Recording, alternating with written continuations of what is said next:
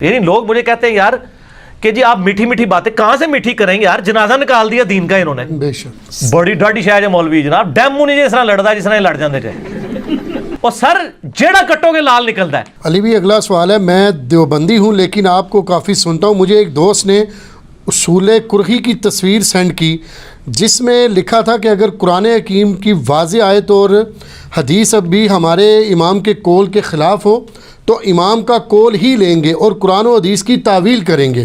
علی بھی کیا واقعی اسلام کی تاریخ میں ایسے لوگ بھی تھے؟ اسلام کی تاریخ میں نہیں سر, حال میں بھی موجود ہے.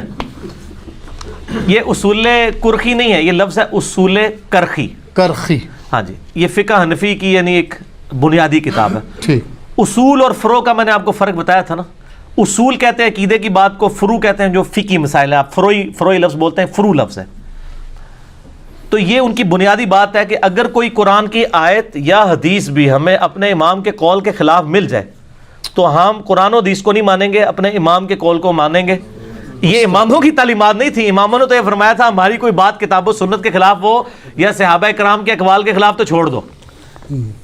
ٹھیک ہے, تو یہ سر آج بھی موجود ہے, آپ چیک کر سکتے ہیں, ہر گلی میں موجود ہے. اس کا آسان سا طریقہ ہے کہ آپ بڑے بھول پن میں جا کے آپ قرآن کا پہلا صفحہ کھولیں سر, اس میں پڑھیں ایاک نعبد و ایاک نستعین, اے اللہ ہم صرف تیری عبادت کرتے ہیں, صرف تجھی سے دعا مانگتے ہیں. اس کے بعد آپ لوگوں کو یہ سمجھائیں میٹھے انداز میں کہ دیکھیں آپ حضرت علی علیہ السلام کو مدد کے لیے نہ پکاریں, مولا علی علیہ السلام بھی اللہ کو پکارتے تھے, آپ یا علی مدد نہ کہیں بلکہ اللہ کو پکاریں, یا حی یا قیوم برحمتک استغیث کہیں. تو آپ یہ قرآن پاک کا پہلا صفحہ منوا کے بتا دیں. پاکستان میں کروڑوں لوگ ہیں جو ماننے کے لیے تیار نہیں ہوں گے سر, لاکھوں میں نہیں کروڑوں میں. تو یہ اگر یہ بزرگ بابے لکھ کے گئے تو ان کی جائز اولاد, یہ ناجائز اولاد نہیں ہے, جائز اولاد ہے, کیونکہ وہ اسی پیٹرن کے اوپر چل رہی ہے. ٹھیک.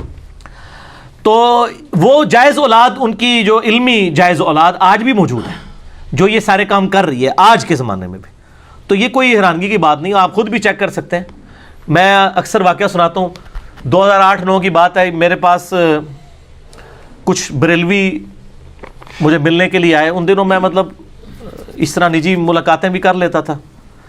تو مجھے کہنے لگے جی آپ جو ہے نا وہ فتنہ پھیلا رہے ہیں, اہل سنت آپ لکھتے ہیں, یہ آپ اپنا اہل سنت ہٹائیں. میں نے کہا جی کیوں, آپ نے یہ رجسٹر کرایا ہوا اہل سنت؟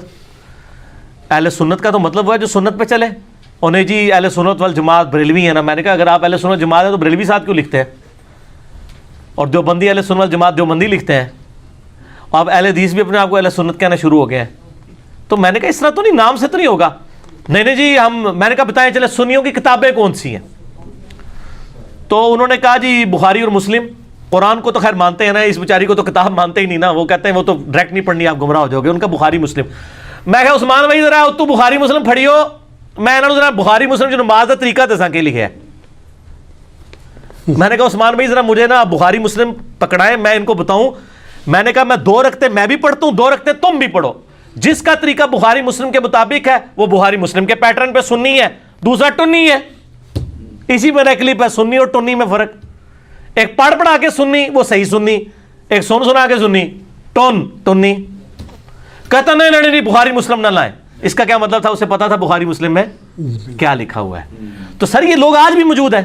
ہمارے رمضان بھائی ہیں, انہوں نے مجھے خود واقعہ سنایا, وہ ریورٹ ہوئے ہیں. وہ کہتے ہیں میں ایک حنفیوں کی مسجد میں گیا, اب بریلوی یا دیوبندی تھا, دونوں ہی حنفی ہیں نا. کہتے ہیں اس نے نا سامنے ڈیسک کے اوپر صحیح مسلم شریف رکھی ہوئی تھی. یہاں تو پڑھی بھی ہوئی ہیں اور پڑھی بھی ہوئی ہیں, ان کے شوکیسوں میں صرف پڑھی ہوتی ہیں, پڑھی ہوئی نہیں ہوتی. کہتے ہیں جیسے ہی نماز پڑھا کے وہ فارغ ہوا نا مولانا, تو کہتا ہے میں نے کہا سر میرا ایک سوال ہے. کہتا ہے جی کیا؟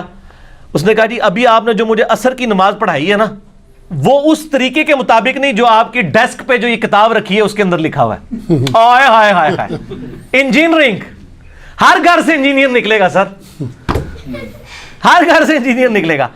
ایٹی بڑی گل یہ دیکھیں, یہ اسی طریقے سے کہ آپ مجھے کہ علی بھائی جو آپ نے ابھی بات کی ہے وہ اس کتاب میں لکھی, میں تو ڈوم مرنا چاہیے یا فوراً توبہ کرنی چاہیے. اب اس کا جواب تو یہ ہونا چاہیے تھا کہ اچھا میں نے جو ابھی نماز پڑھائی ہے اس کتاب میں نہیں لکھی ہوئی, تو مجھے بتاؤ کہ اس کتاب میں کیا طریقہ لکھا ہے. سر اسے بھی پتا تھا کہ طریقہ کچھ اور لکھا ہوا ہے.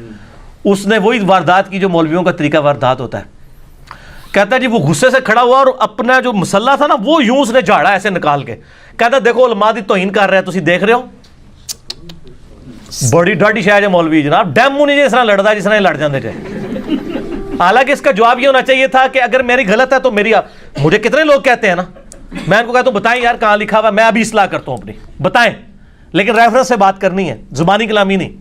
یا میری بھی وہ غلطی بتاتا ہے، بتاؤں کہ کہاں کہا، کن الفاظ میں کہا، بتائیں. ان میں تو جرت نہیں.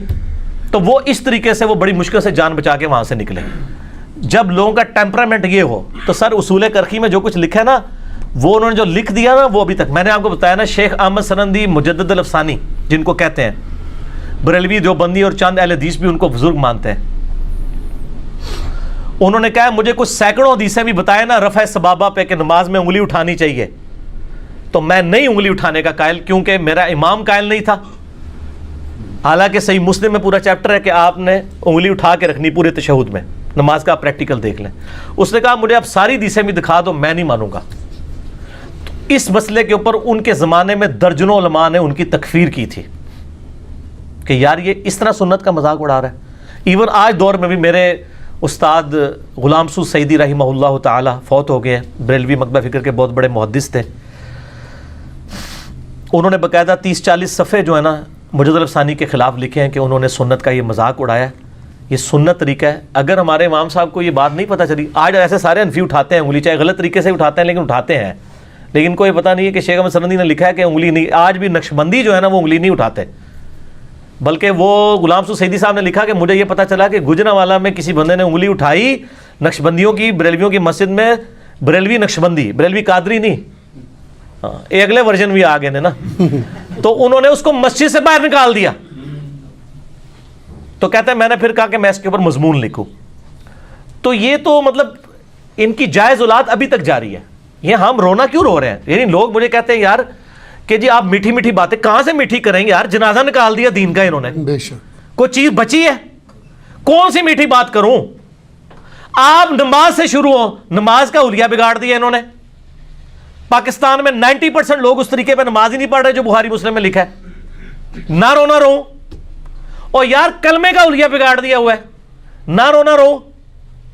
آپ کہہ رہے ہیں درود شریف کے فضائل بیان کروں، اس میں بھی رونا رہوں گا. انہوں نے لکھا ہے درود ابراہیمی پڑھنا گناہ ہے، اور سر جیڑا کٹو گے لال نکلتا ہے. مجھے آپ دنیا میں ایک مسئلہ بتائیں جس کے اندر کوئی اختلاف نہ ہو. تو سر امت، اب آپ دیکھ رہے ہیں آپ کی ینگ جنریشن آج بیٹھی ہوئی ہے آج کل سوشل میڈیا پہ، اور کس طرح دین کا مذاق اڑایا جا رہا ہے. اس میں مجرم علماء کو سمجھتا ہوں سر جب آپ لولا لنگڑا دین دیں گے نا تو آپ کے دین کا مذاق اڑے گا. تو سر پھر اس لیے لوگ تو انجینئر صاحب تک پہنچ رہے ہیں نا. اب تو دو ہی گروہ ہیں، یا وہ ہیں جو مسلمان ہو چکے ہیں عام مسلمان علمی کتابی، یا وہ ہیں جو دین سے پھر متنفر ہو چکے ہیں. اور یہ پرانے جو ہیں انشاءاللہ کچھ 30-40 سال انتظار کریں، ویسے ہی مر جائیں گے. ٹھیک ہے انشاءاللہ تعالیٰ، علمی موت بھی مر جائیں گے اور فزیکلی بھی مر جائیں گے. اور آپ دیکھیں گے کہ گلی گلی سے انجینئر نکلے گا اور گلی گلی میں یہ نعرہ ہوگا کیا، نہ میں وابی نہ میں بابی، میں ہوں مسلم علمی کتابی.